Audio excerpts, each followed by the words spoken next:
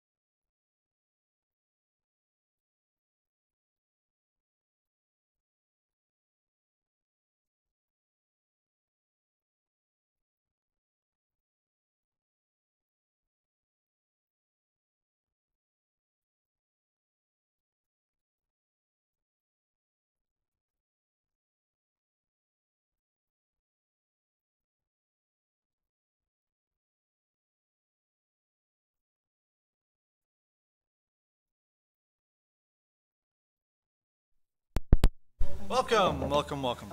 We're here for a budget workshop. Looks like general government. Yes, good Take evening, it away. Mr. Mayor, City Council. We're starting the budget tonight on page 38. It begins with the legislative and executive group, which includes the city council budget, the mayor's budget, and the city administrator's budget. So you get the three divisions in there. Probably in this group of budgets that we're going to go over, you will notice the theme, probably 90% of all of the increases is attributed to salary and wages for the settled contracts. This particular group of divisions, all of them are settled contracts, so they all get the COLAs, they get the steps built in, and so forth. So starting on page 38, we have an overall increase of $10,050 or 2.43% in the legislative executive. Personal services increased by $9,881, and that occurred in the city administrator budget. We have an overall decrease in contractual services of $430. The increase in vehicle rental for the safety coordinator of $1,440 and training of $250 were offset by decreases in miscellaneous services in the mayor's budget by $290 and the city council budget by $1,560. That represents the plaques and so forth for the outgoing council last year. Supplies increased by $477, printing increased by $132, public safety supplies increased by $345, and that's primarily for training materials, videos, and so forth. And we had a slight increase in fixed charges of $122 for an OSHA credentialing for the safety coordinator for this year. The city attorney budget falls on page 41. And again, we kind of chit-chatted about that during the personal services budget, where we had an overall increase there of $11,000, or just shy of 15%, given some of the complicated nature of cases that they're working on. We felt it comfortable or prudent to increase that budget for next year. The next group of divisions is the city clerk and the election division. That falls on page 42. I will remind you that there was a new program and service request to reinstate an eliminated position for the amount of $54,439. Otherwise, the overall decrease in these two divisions ended up being $2,733, or just shy of 1%. It is an off year for the two elections and the inaugurations, which represents the lion's share of the decrease. So if you look at the city clerk's portion, which is on the top page of 42, we have an overall increase here of $18,622, or 7.7%. $19,747 falls in personal services. So again, that same theme. Contractual services decreased by $875 due to a reduction in miscellaneous services for the inauguration that was held last year. It won't be repeated this year. We had a decrease in postage of $250 and travel of $200 due to historical average. Those were offset by increase in costs of code and ordinance of $225 and the cost of advertising of about $350. We had some small fluctuations or decreases in supplies for printing based upon historic, and fixed cost increased by $30 because we have a notary renewal due. The election portion of this department decreased by $21,355. Again, you can see going from that 2 election last year to the 1 election this year, the impact on that. So we have personal services decreasing by $11,740. Contractual services decreasing by $8,940. The biggest impact there is the printing of the ballots for $7,000, along with the advertising for $750. Supplies decreased by $400, and then the fixed charges for the rental for the election polls decreased by $275.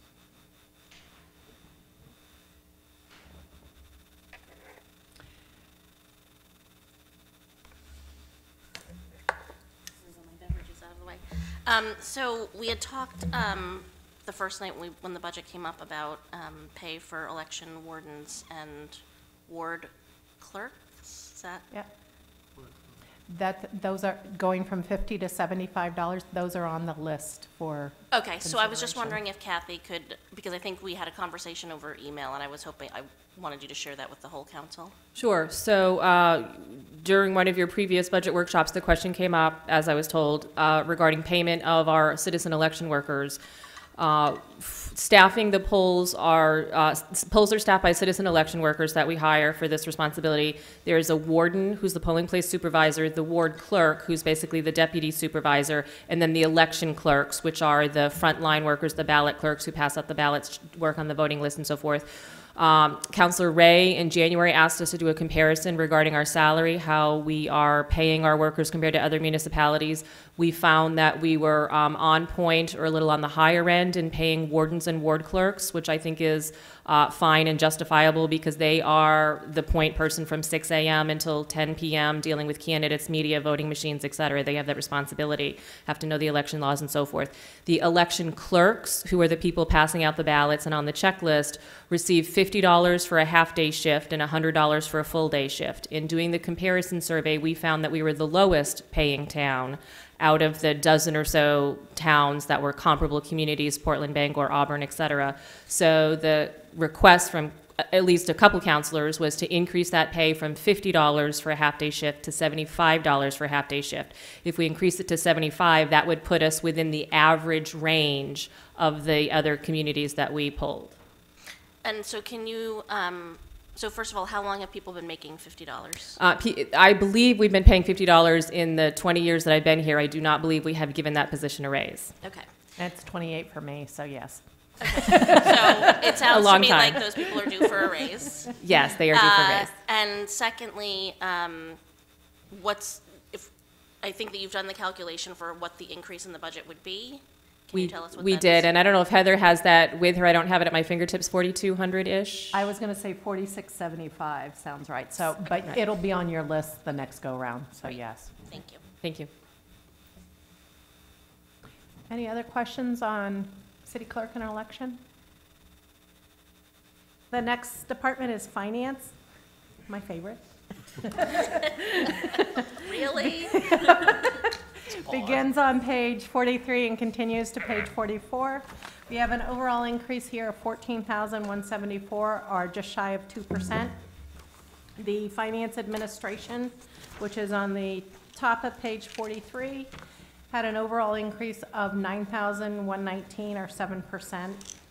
9,300 of that, again, was in personal services. We have a small decrease in contractual services of $254, and that's just minor fluctuations between several accounts. And then a small increase of supplies of $48. The purchasing department had an overall decrease of $17,580, or almost 15%, due to attrition with Norm retiring last year and us hiring the new purchasing agent. $17,570, or 79, fell in personal services. We had an increase of $900 in contractual. We're looking at giving him some training, additional training money, and so forth for that. The accounting and auditing division is at the bottom of the page 43 and continues to 44. Had an overall increase there of $10,908, or 5.75%. Pretty much $10,580 was all in personal services. They did have an overall increase in contractual services of $145. Again, a minor fluctuations in several accounts. Supplies increased by $184 in office supplies and printing. The Treasury Department, which is halfway through page 44, had an increase of $746, or 3.6%. 11,100 fell in personal services. Contractual services decreased by 1,190. That was attributed to postage. Again, we're doing less delinquent mailing counts, which is always a good thing. That means our collection efforts, before they get into that lien notice and so forth, that process is working. We are also looking at a decrease of printing the tax lien documents, and that had a deficit or a decrease of $1,310. Those forms are good through 2021, so we won't need to be rebudgeting them until then. And then miscellaneous services for $625 due to small claims and discharge fees. Those were offset by increases in the lien recording discharge. That fluctuates with when people pay. So based upon historical, we're seeing about a $775 difference between the two fiscal years. And we have an increase of $410. We are required to go to online versions of the auto red book and the truck blue book. And no more paper copies to flip through, so of course there's more money involved with that. Supplies increased by $835 due to office and printing supplies usage, of which $650 of that are attributed to the printer cartridges that the state of Maine mandated us to buy through motor vehicle registrations. So those cartridges are quite expensive. And of course, we run 4 printers for motor vehicle registrations. So then we had a minor increase in fixed charges. Central services, the last division within the finance department, that was essentially flat funded. We have an overall increase there of $80, and it's all in contractual services attributed to the postage maintenance agreement. The management information system services account, or MIS, falls on page 45. Again, there's a new program and service request for the document scanning software and the scanners associated with that. That system will allow us to give a more robust scanning and electronic imaging and retrieval process, not only for human resources, but also for code enforcement and social services. So it has a multi-department benefit. Can that be done through fund balance? Yes, it is. That was just what I was going to say. So that is kind of a list, is on the list for you to consider when I give you the revised fund balance list. So otherwise, we have an overall increase there of $32,300 or 7%. $21,065 fell in personal services. The other portion of that is in contractual services, which increased by $11,484. $10,000 of that fell on maintenance and licensing. We are still kind of going through reconciling that account, so there may be some proposed adjusting entries coming before you to hopefully bring that back in line and make sure we've accounted for everything. And we had a slight increase in telephone of $470 because there were 2 additional employees that received cell phone stipends as part of the contract settlement. And we had a $250 decrease in printing supplies in that. The next division to discuss falls on page 46, which is assessing. We have an overall increase here of $17,900 or 6.78%. $15,600 fell in personal services. The other portion of that is in contractual services. The lion's share of the $2,437 increase fell in professional development and training of $17. We have the chief assessor is looking at getting his national certification in IAAO, and please don't ask me, International Assessing Appraisal Organization, I think, but Something like that. something like that. And then we have a fairly new appraiser that we are looking to get certified. So once he passes his exams, he'll need to take the required certification courses in order to do that. You will see a similar adjustment both here and code enforcement. Those are our two departments that have a lot of mileage, personal vehicle mileage, due to their inspections and so forth. The IRS raised the per diem rate, so in this particular case, it raised the budget for mileage and reimbursement by $200. And then we had registry services increase by $350 due to the sales activity that we're seeing in the market. Supplies decreased by $150. The decrease in office supplies was offset by an increase in department apparel based upon the increase in boot allowance per the contract. And we had a small increase in fixed charges there of $55.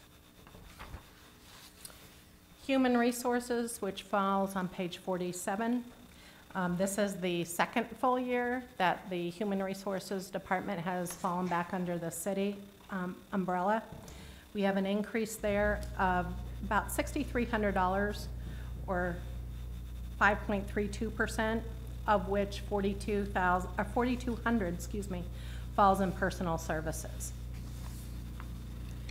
Contractual services also increased by $2,800. Pretty much $2,900 of that falls in the increase in labor relations. Based upon activity that we've seen with the bargaining units, we are going to be over budget in the current year, so we bump that up next year. And we have a decrease of $700 in supplies, kind of now that all the startup cost of bringing that department back over to the city has been taken care of. We've normalized those purchases. And the last department to talk about tonight is code enforcement and protective inspection. That falls on page 58.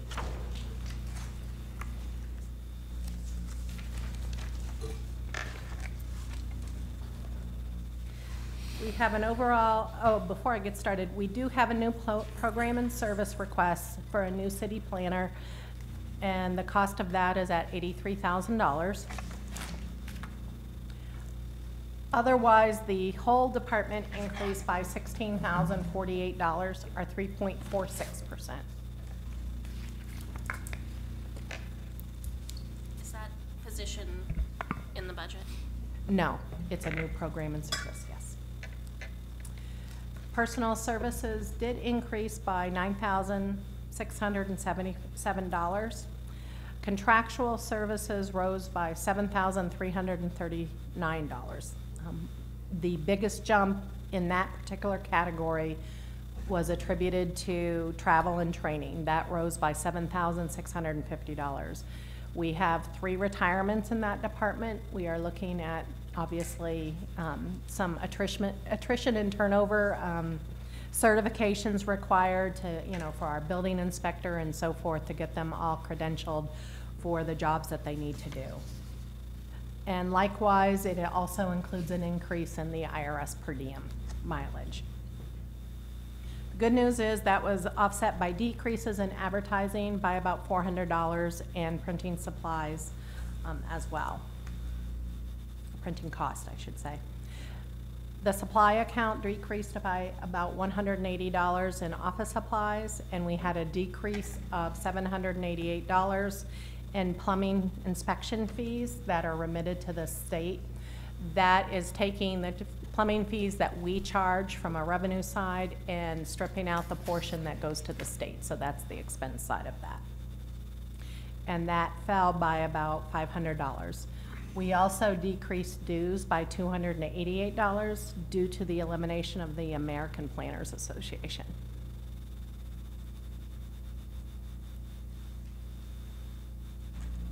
Questions? Okay, take a break till 7. What's that?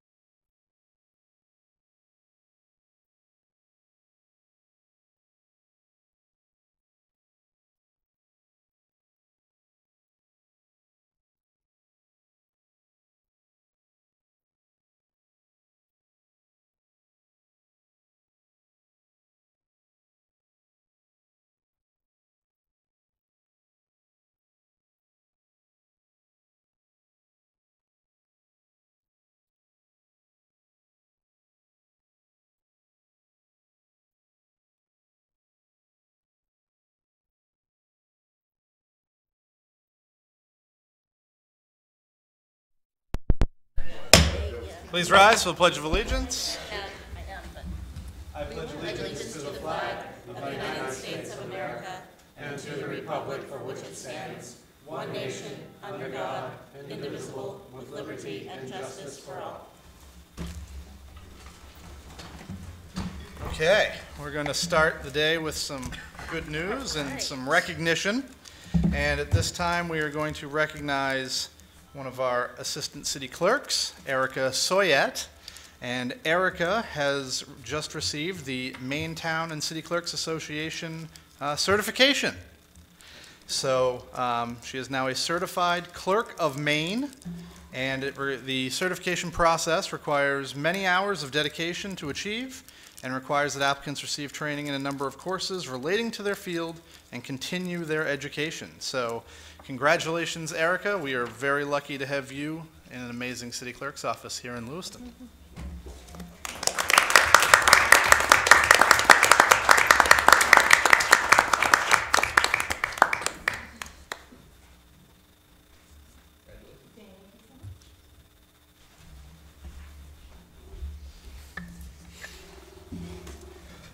Okay, acceptance of the minutes. Requires a motion. Excellent. Second. Okay. All in favor? Unanimous? All right, we now move to public comment period. Any member of the public wishing to make comment on issues pertaining to Lewiston City Government not on today's agenda, step forward now.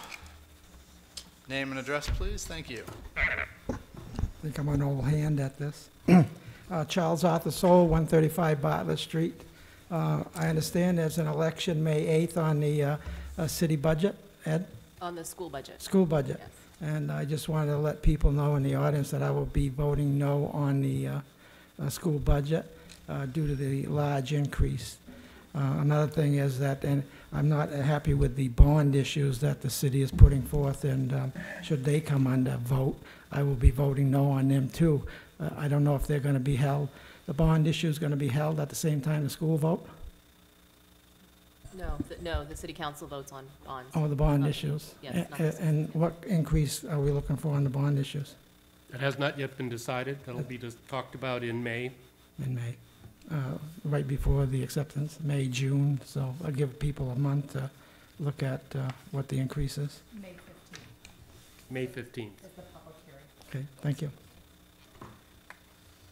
Any further public comment? Public comment is closed. Roll call. All roll call votes for this meeting will begin with the Councilor of Ward 7. We'll also note for the record that Councilor Lewiston has an excused absence this evening. Okay, consent agenda. Consent agenda, there are two items on the consent agenda this evening. Item number 1, resolve accepting a grant from the Stephen and Tabitha King Foundation to replace outdated automatic defibrillators, AEDs, for the fire and police departments. And item number 2, authorization to accept transfer of forfeiture funds. So moved. Second. We have a motion by Councilor LaJoyce, seconded by Councilor Cloutier. Call the roll. Councilor from Ward 7? Yes. Ward 2? Yes. Ward 3? Yes. Ward 4? Yes. Ward 5? Yes. Ward 6? Yes. And Mr. Mayor? Yes. The motion passed by a vote of 7-0. Agenda item number 3. Item number 3, budget public hearing for the fiscal year 2019 budget. Requested action to conduct the first budget public hearing to receive citizen input and communication regarding the proposed fiscal year 2019 municipal budget. Public comment is now open on the budget. Welcome back. Yeah, Charles Soul, 135 Bartlett Street, since there's not many people here. What will be the increase on the public fiscal year 2019 budget?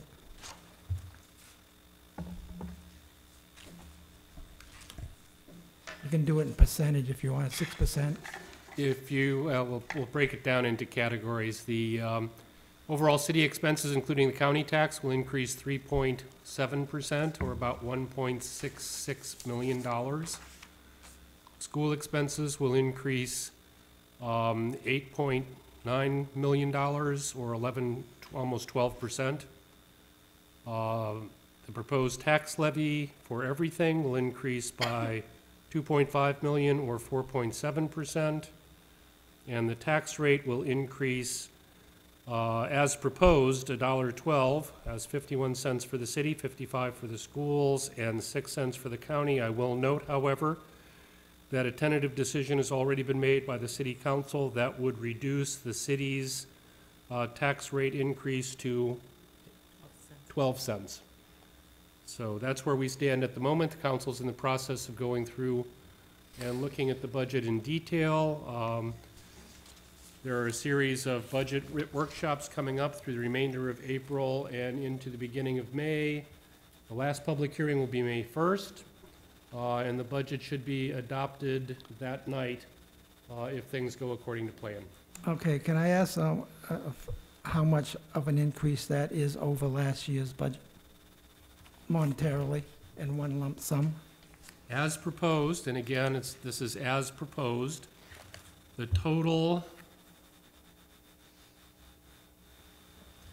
is total expenditure increase for city and schools would be 10.5 million. 10 million increase. Thank you very much. Appreciate your time.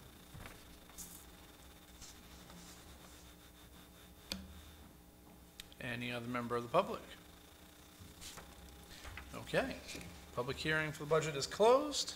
Agenda item number 4.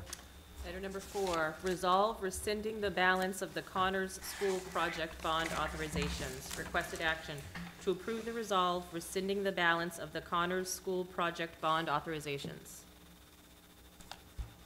So moved. Second. Motion by Councilor Cloutier, seconded by Councilor Ray. Questions from the council? To the public? Back to the council? Call the roll. Oh, Mr. Marco.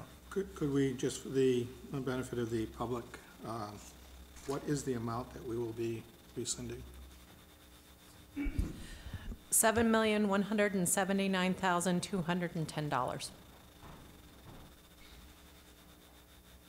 And that was from contracts coming in less than anticipated, right? That's correct for the new school, both the state's portion as well as the local share. Anyone else? Call the roll. Counselor from Ward 7, Yes. Ward 2, Yes. Ward 3, Yes. Ward 4, Yes. Ward 5, Yes. Ward 6, Yes. and Mr. Mayor. Yes. Motion passed by a vote of 7-0. Agenda item number 5. Item number 5, I will point out that you have an amended version that we left on your desktop this evening. Item number 5, approval of the election warrant calling for a special municipal election to be held on Tuesday, May 8th, 2018 for the school budget validation referendum and recommendations from the city clerk, registrar of voters on actions necessary to conduct said election. Requested action, be it ordered by the city council that the election warrant be issued for the special municipal election to be held on Tuesday, May 8th, 2018 for the purpose of voting for the school budget validation referendum and to approve the following recommendations from the city clerk, registrar of voters on actions necessary to conduct the special municipal election. A, that the hours for acceptance of registrations in person only prior to the May 8th election as required by Maine Revised Statutes Annotated, Title 21A, Section 122, be set at 8:30 a.m. to 4 p.m., April 18th through May 7th. B, that the names of those persons who registered during the closed period for registration shall be recorded in accordance with Maine Revised Statutes Annotated, Title 21A, Section 122. C, pursuant to Title 21A, Section 759, subsection 7, absentee ballots shall be processed at the polling place at 7 a.m. and any and all remaining shall be processed at 8 p.m. if necessary. And D, to appoint the city clerk as the city's election warden and the assistant city clerk as the city's ward clerk for the May 8th election. So moved. Second. A motion by Councilor Ray, seconded by Councilor Cloutier. Questions from the council? To the public? Back to the council? Call the roll. Counselor from Ward 7, Yes. Ward 2, Yes. Ward 3, Yes. Ward 4, Yes. Ward 5, Yes. Ward 6, Yes. and Mr. Mayor. Yes. Motion passed by a vote of 7-0. Agenda item number 6. Item number 6, order authorizing the mayor to execute amendment number 8 to the employment agreement between the city of Lewiston and Edward A. Barrett. Requested action to approve the order authorizing the mayor to execute amendment number 8 to the employment agreement between the city of Lewiston and Edward A. Barrett. So moved. Second. Motion by Councilor Cloutier, seconded by Councilor Ray. Questions from Councilor Marcotte? Should I wait till it comes back from the public? I think you're good. No, go for Oh, it. okay. I'll be voting in opposition to this order, not because I disagree with the extension of the administrator's employment agreement, but due to the specifics of the compensation package. Anyone else on the council? To the public? Charles Soul, 135 Bartlett Street, Lewiston, Maine. I understand that the city administrator got a $3,000 raise last year. What is the compensation package that we are talking about? For Ward 7, just mentioned? Maybe the public would like to know. The only change in the contract is it extends my contract for 1 year to June 30th of next year. Contract does include language that says that I would receive cost of living increase equal to what is provided to other non-union employees of the city. The only thing that's scheduled in that period of time is a 2%, Heather? 2%, a 2% increase in July of this year. Thank you very much. Anyone else from the public? Back to the council. Call the roll. Counselor from Ward 7? No. Ward 2? Yes? Ward 3? Yes. Ward 4? Yes. Ward 5? Yes. Ward 6? Yes. And Mr. Mayor? Yes. Motion passed by a vote of 6 to 1. Councilor Pettengill? Make a motion to enter into executive session to review an application submitted under RSA Title 36, Section 841-2. Any second? Coming? Second. All right, all in favor? Unanimous. Someone says no.